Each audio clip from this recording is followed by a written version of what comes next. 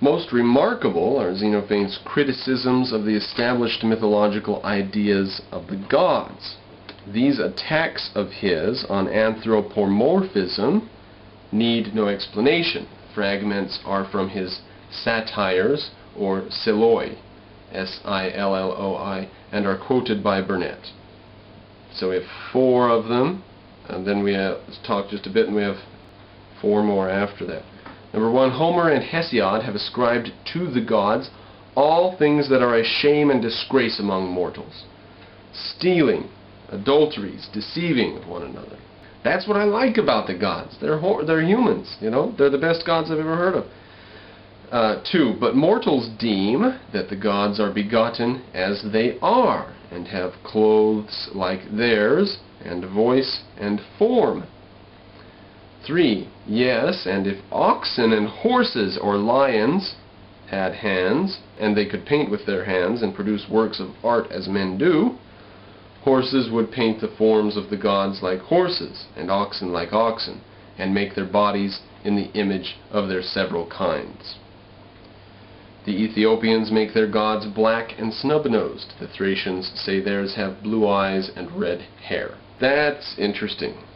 I think basically what history got out of this was, if there is a God, he's something more grandiose than just me and you in the sky. So this was the death knell of the best religion in history, Greek mythology. Now he talks about his own sort of pantheism. Xenophane's own views about the gods seem to have taken the form of a kind of pantheism. The relevant fragments are as follows. There is one God, the greatest among gods and men, neither in form like unto mortals, nor in thought. So he's unlike mortals in form and in thought. He sees all over, thinks all over, and hears all over. So he's omniscient and omnipotent.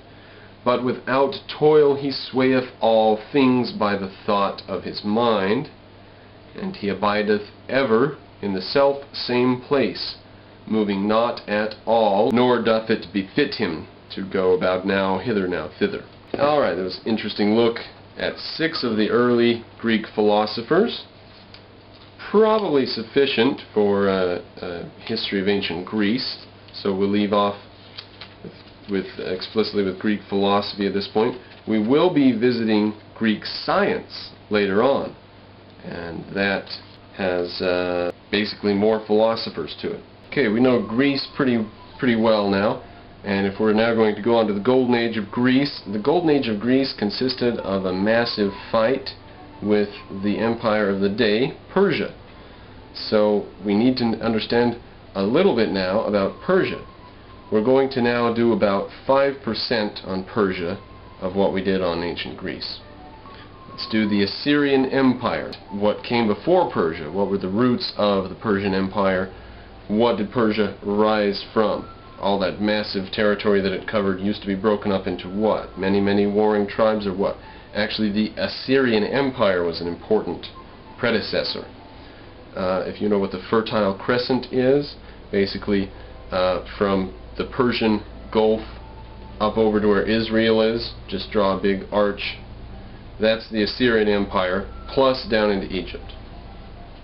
In the 7th century, in the 600s BC. We're taking now from a book that we haven't gotten from yet, History of the Near East and Greece by Albert A. Trevor, published 1936. Just random, just purchased because it was only $1. That's why I purchased it. Or maybe because it was 4 or 5, you know. You got to spend a little extra on books on classical subjects. So the Assyrian Empire. The final creator of the Assyrian Empire was Tiglath-Pileser, Tiglath-Pileser III. He lived from 745 to 727 BC. His annals, recorded on the slabs found in the ruins of his palace at Kalah, K-A-L-A-H, tell the story of his swift and ruthless campaigns. No longer mere plunder raids, which was very common in the ancient world. Just raid enemy territory and take as much as you can.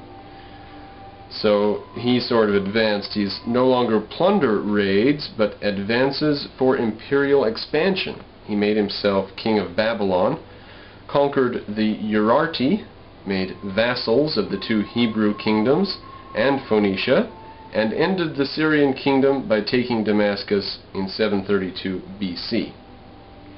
We skip just a bit here. With Sargon II, from 722-705, was his life, the Assyrian Empire was at its height.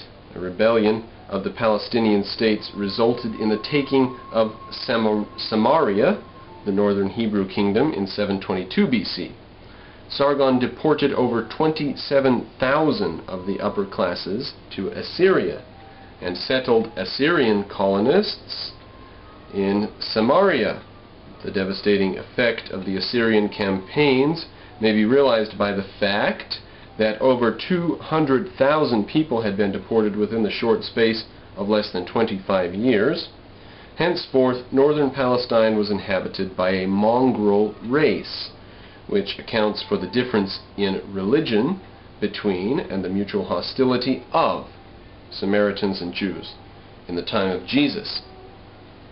So we have Sargon II of the Assyrian Empire to thank for a lot of the religious strife, the purposeful intermingling of unfriendly peoples. He thought, just smear them all around so they're always fighting each other and then he can rule them. No, then nobody can rule. But it did remain in the hands of the Assyrian Empire or Persia for aid to come, so I guess he's sort of, but it's just a mess. It's still a mess over there.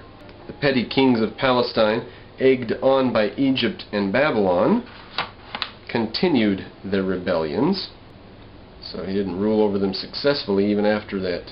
Sargon ruthlessly crushed them all. He also again subdued Babylon in 709 BC, won over the Urarti, and penetrated into Asia Minor even as far as the Halys River, H-A-L-Y-S. Now, at the Halys River, there was an agreement with the kings of Asia Minor right there near Greece. The Halys River was the agreed demarcation point. From here on is Greek, over there is Assyrian. They had an agreement of that sort. So that's where the Halys River was. He got to. It was he who built the royal residence at Dur Sharukin, Sargonsburg, says in parentheses, northeast of Nineveh, on a scale vaster than anything yet known in Asia, even in Babylon. The entire space within the walls was a mile square, and the palace buildings covered 25 acres. Sargon was also the founder of the royal library at Nineveh. At the death of Sargon, another rebellion of the Palestinian tributary states instigated by Babylon was speedily crushed by Sennacherib, 705 to 681. His inscription on his palace walls at Nineveh recounted the places taken and nations subdued. He made Phoenicia into a province, ravaged all the land of Palestine, and then about 701 BC laid siege to Jerusalem. We skip a bit. Sennacherib also subdued rebellious Babylon and sailed down the Euphrates even to Elam, E-L-A-M. As a result of a second rebellion, he destroyed Babylon with its temples and gods, slaughtered or exiled the population, and turned the river by a canal so as to flow over the ruins. Flooded the damn place. He restored the capital of Nineveh and built an imposing palace there with 71 rooms. The city walls had a circuit of 8 miles. That's amazing. And were 100 feet in height. Now I understand they were extremely high, but that is unbelievably high. 100 feet? They'd have to be like 50 feet thick at the base. It's unbelievable. The stone aqueduct built by Sennacherib to conduct water for the city and for